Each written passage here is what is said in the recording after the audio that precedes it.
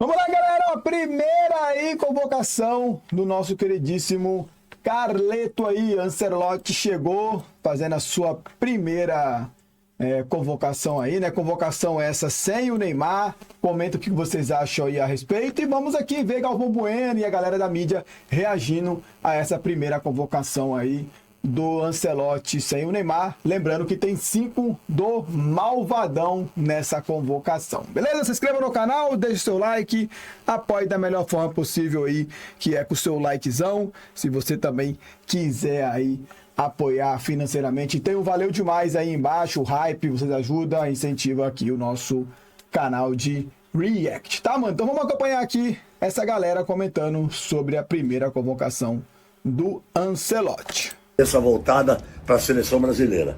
Primeira convocação do Ancelotti. Me permitam olhar aqui para dizer que, primeiro, a lista, vejam só a lista qual é.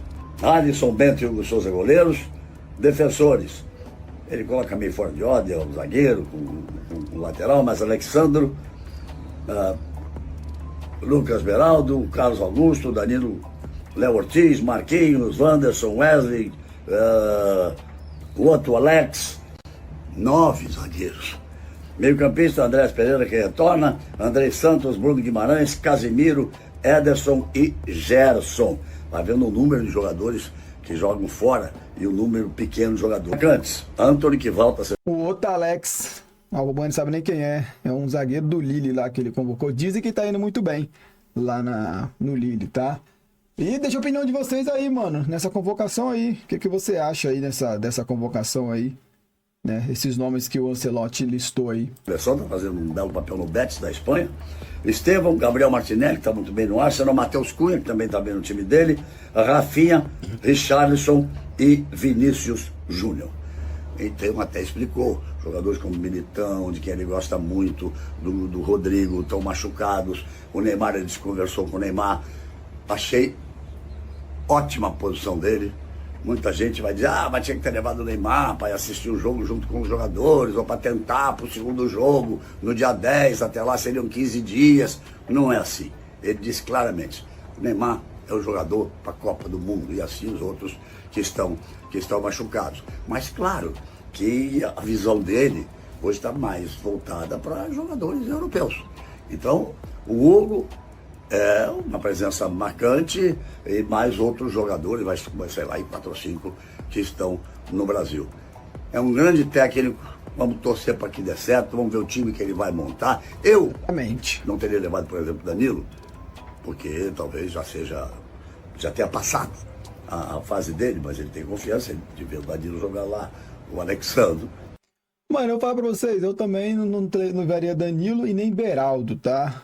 Pra quem não acompanha o meu outro canal de gamer, que é Barão e Gamer, né? E Barão das Lives, tenho mais 2 canais. Eu até comentei com a galera. O Beraldo, das partidas que eu vi do PSG, ele sempre foi banco, mano. Talvez seja aí pra, digamos que, rejuvenescer aí a seleção. Pode ser, né? E o Danilo também no Flamengo, a maioria das vezes também, ele está no banco, não é aquele titular absoluto. Também acho que eu não levaria o Danilo. Também não, tá? Tá bem no Flamengo, mas também um jogador já rodado.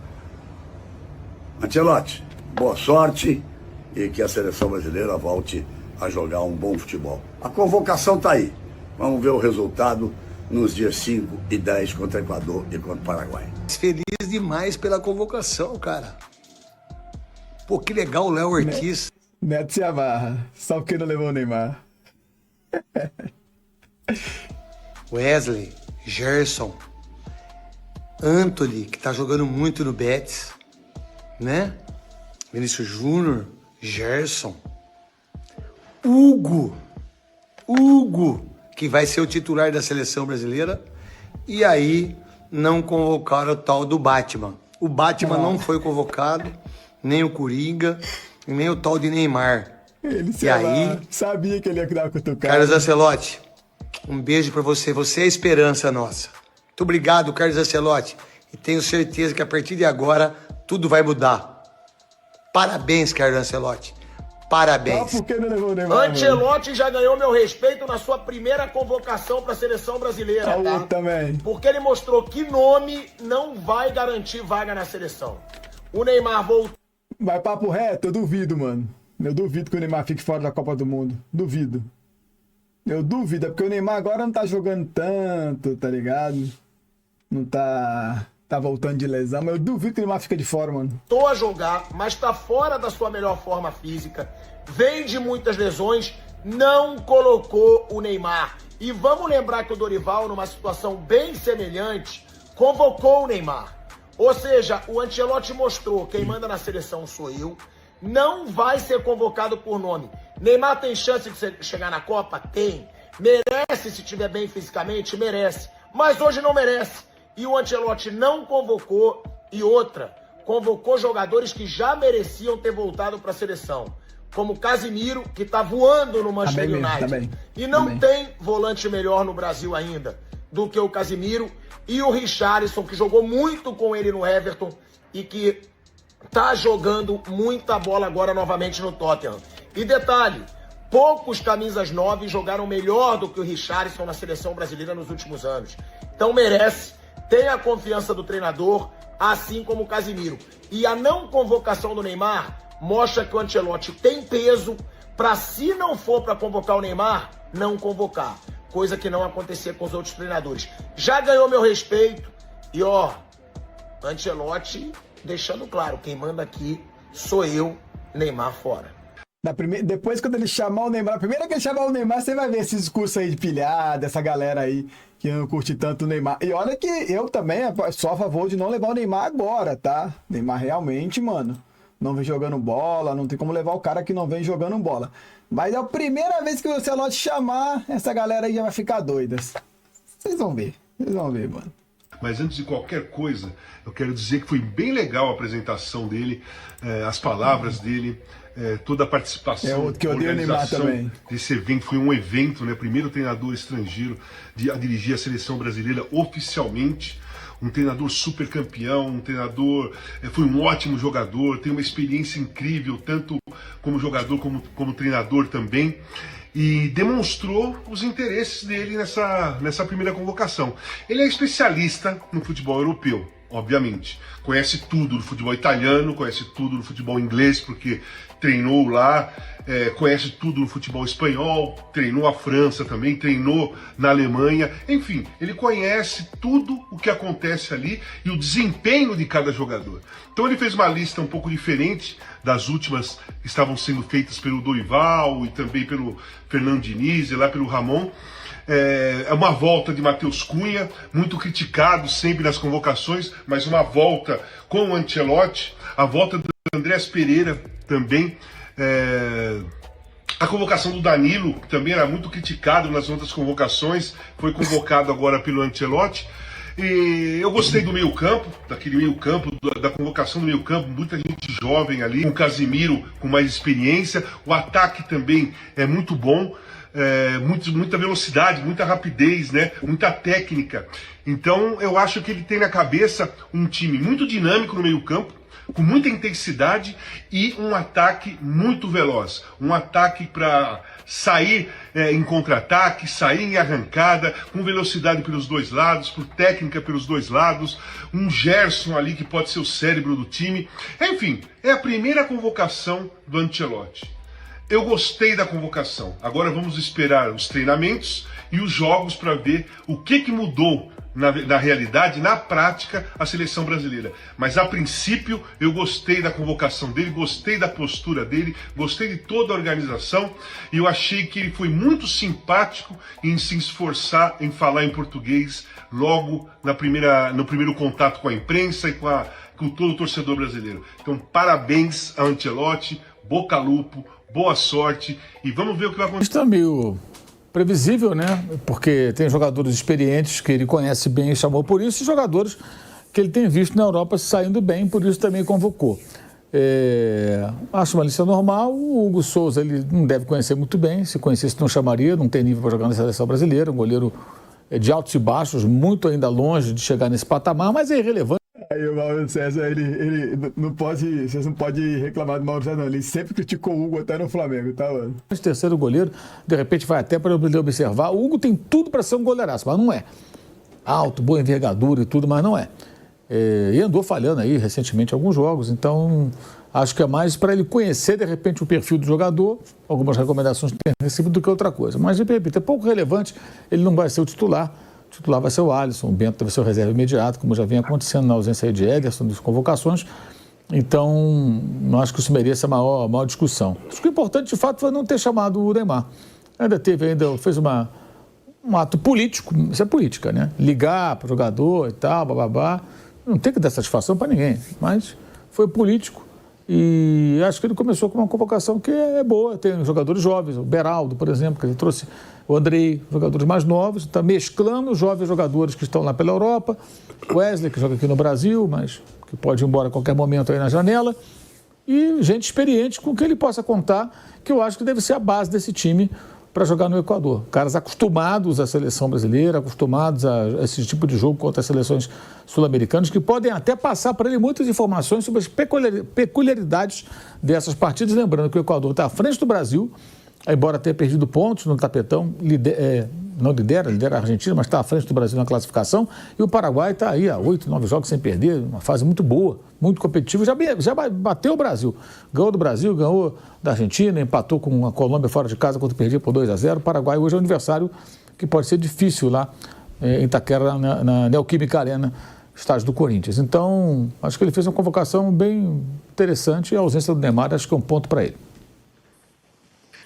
Mauro, você concorda comigo? Porque muita gente vai dizer, ele ligou pro Neymar, o Neymar tá voltando de lesão, mas o Dorival convocou o Neymar voltando de lesão. Você acha que isso já mostra que agora tem treinador com coragem para não convocar o Neymar a qualquer momento? Porque muita gente vai dizer, vocês estão falando, mas é claro, ele não convocou porque ele voltou de lesão.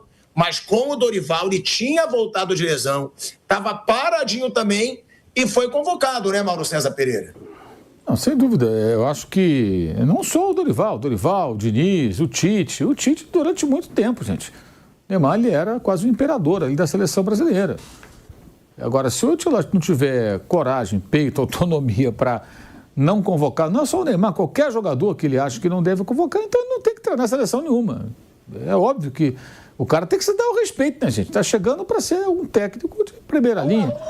E repito, ele entrar em contato com o jogador é uma evidente ação política, para não parecer que está contra o cara, para não ficar tendo burburinho. Certamente Floriano sabe da área de influência grande que tem o seu staff, os influenciadores, amigos que ficam aí falando e tal. Então, para que comprar essa briga? Ligou com tal. E assim, o Neymar amanhã, se ele estiver bem, se ele conseguir jogar bem, demonstrar fisicamente uma boa condição, ele naturalmente pode ser chamado, como qualquer jogador. Acho que é isso. Simples assim. O Neymar não tem história na seleção brasileira, em Copa do Mundo, em jogos, que justem todo esse ao seu redor. Não tem. Não tem.